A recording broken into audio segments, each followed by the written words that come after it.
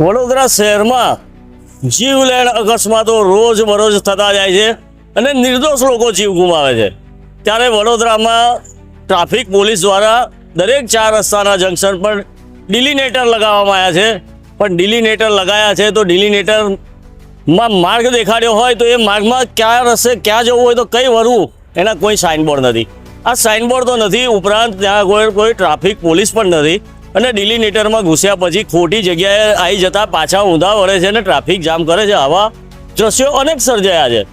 તો સૌથી પહેલાં હું વાત કરીશ કે કાયદો ગમે એટલો બનાવો, વ્યવસ્થા ગમે એટલી કરો, પણ આ કાયદાનું પાલન જ્યારે કોઈ ના કરે અને ના કરનાર માણસ પર દંડનીય કાર્યવાહી કરવા પોલીસ ઊભી જ ના હોય, કાં તો પોલીસ ઊભી હોય ને માત્ર હપ્તાબાજી કરીને એને છોડી દેતા હોય, તો માણસને કાયદાનું પાલન કરવાનું જ્ઞાન થતું નથી અને જંગલ રાજ તરફ વડોદરામાં ટ્રાફિક જતો જાય છે।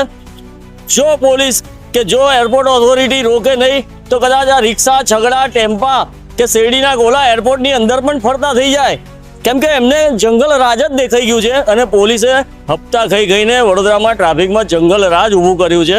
કાયદાનું પાલન કરવાનું, વ્હીકલો સીઝ કરવા પડે, એને મોટો દંડનીય કાર્યવાહી કરે, એ કશું થતું નથી। પોલીસ ઊભેલી જ નથી હોતી, એને હોય છે તો હપ્તા ખાઈને જતા રહે છે।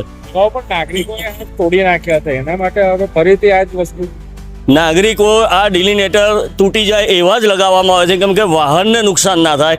આ પ્લાસ્ટિકના હોય છે, માણસ જ્યારે અથડાય ત્યારે તૂટી જાય અને ફ્રિકવન્ટલી બદલવાના હોય છે, કેમ કે એ બહુ મોંઘા પણ નથી આવતા।